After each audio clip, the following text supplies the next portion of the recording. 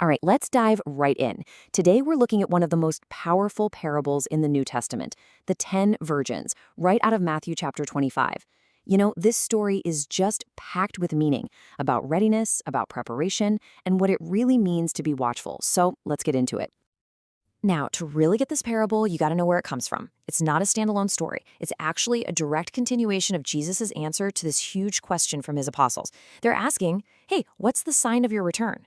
So, chapter 25 isn't some new topic. It's Jesus doubling down, using stories to paint a crystal clear picture. So, for this first part of the parable, covering verses 1 through 9, here's our game plan. First, we need to understand the setting, what an ancient wedding was actually like. Then we'll meet the two groups, the wise and the foolish virgins, dig into the long, quiet wait they had to endure, and then get to that dramatic cry at midnight and the huge lesson about why some things, like oil, just can't be shared. Okay, this is so important. This whole parable is completely woven into the culture of its time. If we don't get what a first century Jewish wedding procession was like, the story just won't hit with the same urgency. And trust me, it's not what you're probably picturing. So, a wedding back then wasn't a one-day affair. It happened in three main stages. First up was the betrothal, which was basically a legally binding contract. Serious stuff. Then came a waiting period, sometimes a year or even more, while the groom got a home ready. Our parable drops us right into that third and final act, the wedding procession itself. This is where everything goes down. And this is what makes it all so dramatic. The groom's arrival was a total surprise, and it always happened at night. The bridesmaids, or virgins, had to be ready to go with their lamps lit. It was a massive sign of honor. But here's the kicker. If you were late, the door was shut. That's it. No second chances. Being unprepared wasn't just, an oopsie. It was a huge social disgrace. It showed you just didn't care. Okay, so let's see how this unfolds in the actual text. Verse 1 introduces all 10 virgins. But then right away in verse 2, Jesus splits them into two very different groups, the wise and the foolish. And it all boils down to one single, absolutely crucial detail. And there it is, right from the source. Both groups had lamps? Check.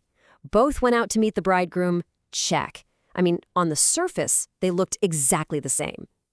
But the wise, they had foresight. They brought extra oil in their vessels along with their lamps. The foolish, they just brought the lamps. That's it. And this is where it gets really interesting. The difference between them had nothing to do with their job or where they were standing.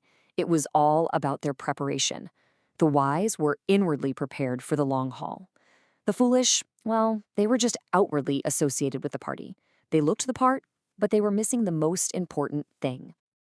So, before we go any further, let's just make sure we're all on the same page with the symbolism here. The bridegroom, the central figure everyone is waiting for, he represents Christ returning for his people. And the oil? The oil. This is the heart of the whole thing. It represents that deep, inward spiritual condition, that personal readiness. People have seen it as a symbol for a lot of things: enduring faith, having the Holy Spirit with you, or a life of obedience. But whatever it is, it's the spiritual fuel you just can't fake at the last minute. So everyone has their lamps, and now they wait. And according to verse 5, this next part of the story is a real test of endurance. And it tells us something really fascinating about both groups. The key words to catch here are he tarried, meaning he was delayed, and they all slept. The wait was long, way longer than anyone thought it would be. And get this, it wasn't just the foolish who dozed off. The wise did too. So the act of sleeping itself, that wasn't the problem here. This delay is just dripping with symbolism. It represents that long, long stretch of time between Christ's first coming and his promised second coming. It's a period of time that's designed to test who is truly lastingly prepared. So what does sleep stand for?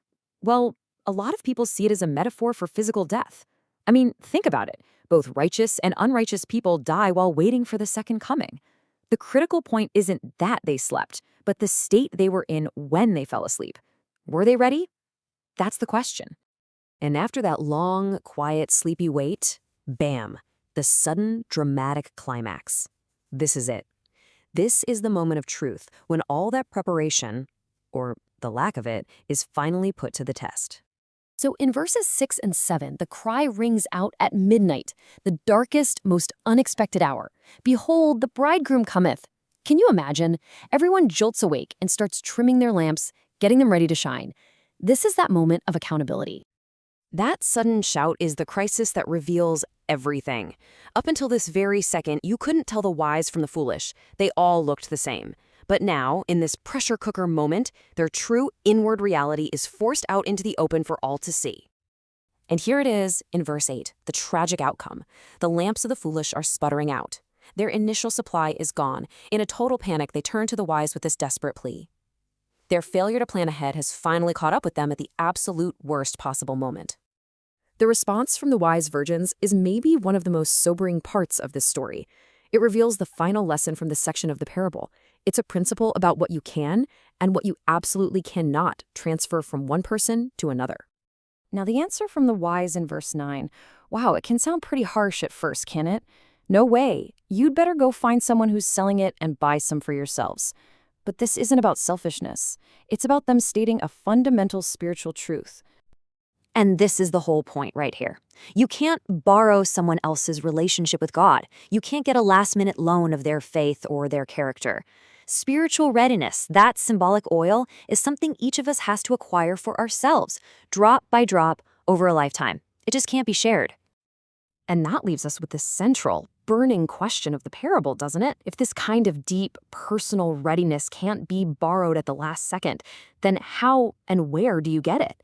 That's the challenge this story leaves right at our feet.